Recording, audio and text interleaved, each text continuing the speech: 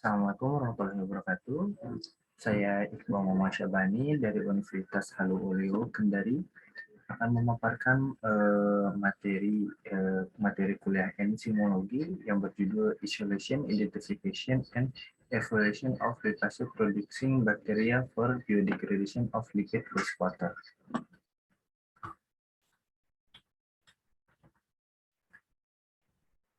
Limbah organik adalah sisa bahan atau sampah yang dapat didaur ulang dan berasal dari makhluk hidup, seperti limbah makanan, limbah kotoran, makhluk hidup, ataupun limbah tanaman. Ada dua jenis limbah organik, yaitu padat dan cair. Untuk contoh limbah organik padat, yaitu sisa-sisa makanan, daun-daun, atau kotoran ternak, dan limbah organik cair seperti minyak, lemak, atau lipid atau air tinja. Limbah minyak dan lemak termasuk dalam kategori limbah organik yang dapat menyebabkan masalah lingkungan seperti akumulasi pada pipa, sehingga terjadi penyumbatan pipa, dan berbahaya bagi kehidupan di perairan dan berpotensi menyebabkan mutagenik dan karsiogenik pada manusia. Meskipun bahan organik ini bersifat biodegradable, namun keberadaan bahan biodegradable dalam jumlah yang banyak di dalam air dapat membahayakan kehidupan mikroorganisme air. Teknologi pengolahan air limbah. Tujuan utama pengolahan air limbah ialah untuk mengurai kandungan bahan pencemar di dalam air, terutama senyawa organik, padatan tersuspensi, mikroba patogen, dan senyawa organik yang tidak dapat diuraikan oleh mikroorganisme yang terdapat di alam. Pengolahan secara kimia. Pengolahan air buangan secara kimia biasanya dilakukan untuk menghilangkan partikel-partikel yang tidak mudah mengendap atau yang disebut koloid, logam-logam berat, senyawa fosfor, dan zat-zat beracun. Mencangkup yaitu netralisasi dan koagulasi. Pengolahan secara biologis. Pengolahan secara biologis, semua air buangan yang biodegradable dapat diolah secara biologi sebagai pengolahan sekunder. Pengolahan secara biologi dipandang sebagai pengolahan yang paling murah dan efisien. Pada dasarnya, pengolahan secara biologi dapat memanfaatkan mikroorganisme sebagai biodegradasi. Ada beberapa contoh mikroba yang digunakan sebagai pendegradasi atau yang biasa hidup di lingkungan yang limbah lemak atau limbah lipid. Salah satunya yaitu seperti Pseudomonas aeruginosa, Curcia zotii, Pseudomonas suceri, dan Serratia liquefacient. Cara hidup mikroorganisme di limbah lemak. Kandungan yang terdapat di dalam limbah lemak yang dapat dijadikan sebagai bahan nutrisi bagi mikroorganisme untuk bertahan hidup, yaitu memanfaatkan limbah lemak itu sendiri bagi nutrisi mikroorganisme untuk bertahan hidup. Cara kerja enzim lipase dari bakteri Pseudomonas butida sebagai biodegradasi. Tahap pertama dalam penggunaan trigliserida untuk energi adalah hidrolisis dari trigliserida menjadi asam lemak dan gliserol. Trigliserida dari makanan dikatabolisme oleh enzim lipase yang terletak dalam endotel papiler yang memecah triacylgliserida yang ada dalam darah menjadi asam lemak dan gliserol yang akan disusun kembali menjadi lemak baru dalam sel lemak. Trigliserida yang disimpan dalam jaringan lemak dikatabolisme oleh hormon sensitif lipase yang terdapat dalam jaringan lemak dan mengkatalisis cadangan trigliserida menjadi asam lemak dan gliserol. Kemudian asam lemak dan gliserol ditransfer ke jaringan aktif di mana keduanya dioksidasi dan menghasilkan energi. Gliserol sewaktu memasuki jaringan aktif segera diubah menjadi gliserol 3-fosfat yang memasuki jalur glikolitik untuk pemecahan glukosa untuk menghasilkan energi. Sedangkan asam lemak sebelumnya melalui proses beta oksidasi menghasilkan asetil-CoA yang memasuki siklus Krebs dan menghasilkan energi. Siklus Krebs atau siklus asam sitrat adalah serangkaian reaksi di mana mitokondria yang mengoksidasi gugus asetil pada asetil-CoA yang mereduksi koenzim yang teroksidasi melalui rantai transport elektron yang berhubungan dengan pembentukan ATP. Enzim ditemukan dalam beragam organisme termasuk hewan, tumbuhan, jamur, dan bakteri. Enzim lipase ini menghidrolisis trigliserida menjadi digliserida dan kemudian menjadi monogliserida dan asam lemak bebas. Enzim ini sangat larut dalam air dan bekerja pada permukaan tetesan minyak. Akses ke situs aktif dikendalikan oleh pembukaan tutup yang ketika ditutup menyembunyikan permukaan hidrofobik yang mengelilingi situs aktif. Tutupnya terbuka ketika enzim menghubungi antarmuka minyak air. Enzim pankreas membutuhkan kofaktor protein yang kolipase untuk melawan efek penghambatan garam empedu. Digit pertama yaitu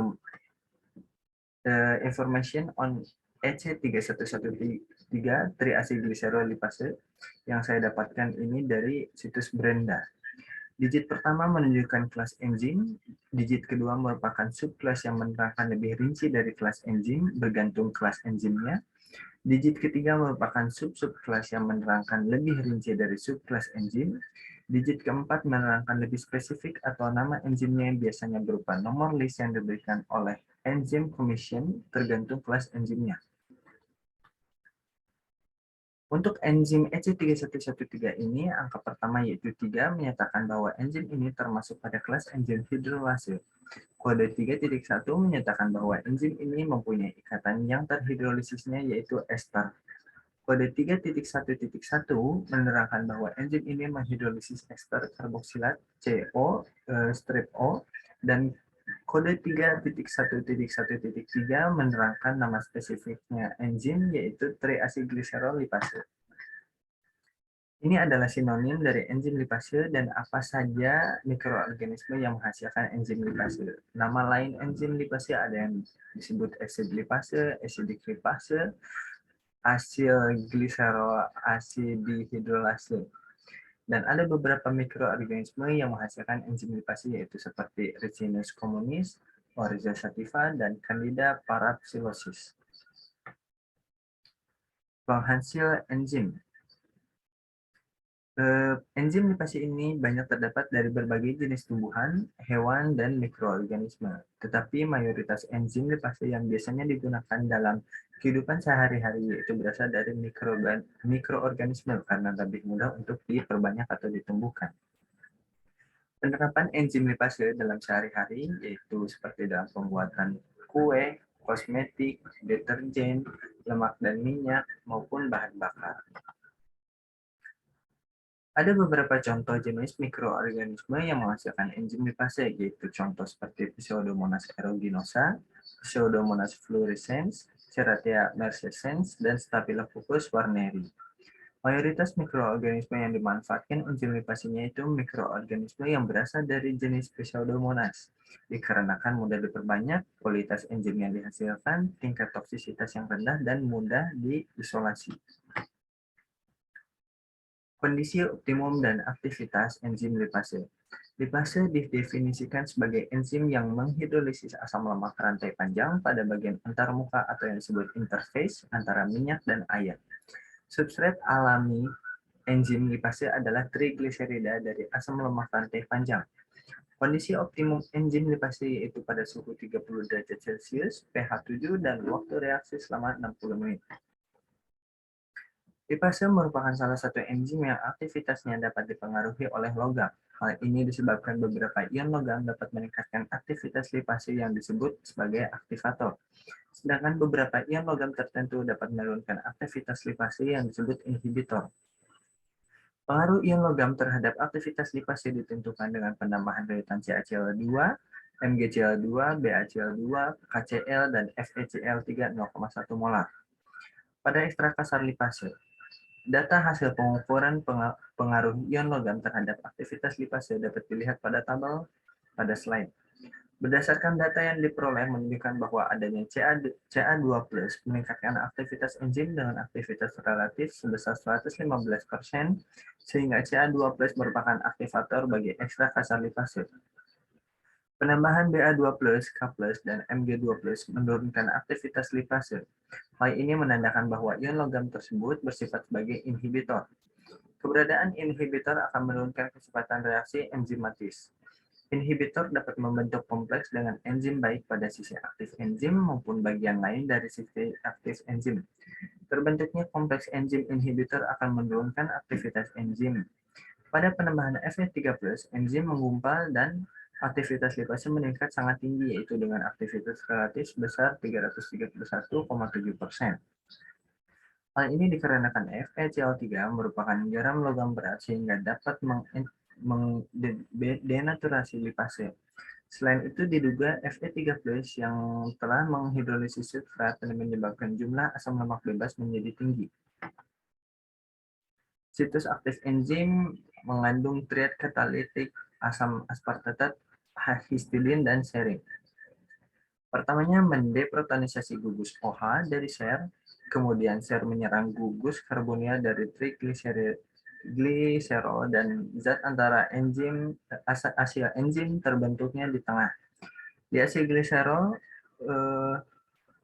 ROH dilepaskan selama langkah ini. Selanjutnya molekul air memasuki situs aktif di mana ia dideprotonisasi oleh his dan bertindak sebagai nukleofil, menambah gugus asil.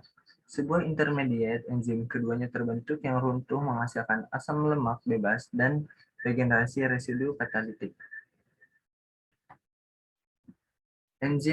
Aktivitas enzim. Studi kinetik dari pertumbuhan dan alkali lipase produk oleh strain mutan menunjukkan bahwa produk lipase optimal terjadi pada jam ke-28. Penurunan aktivitas secara konstan setelah lewat dari jam ke-28. Menurut Rosenau pada tahun 2000 juga melaporkan sintesis ekstraseluler lipase pada fase logaritmik akhir pertumbuhan dan menyarankan bahwa sistem dua komponen lipid QR yang secara langsung mengontrol ekspresi gen lipase A dikenakan sebagai sistem pengendaraan quorum yang unggul. Demikian pula menurut Sehon pada tahun 2006 melaporkan tingkat aktivitas lipase yang tinggi setelah 27 jam selama inkubasi. Ini adalah kumpulan daftar pustaka atau jurnal-jurnal yang saya gunakan selama saya mendiskusikan tentang presentasi saya ini. Terima kasih atas perhatian Anda sekalian. Mohon maaf jika banyak kekurangan. Wassalamualaikum warahmatullahi wabarakatuh.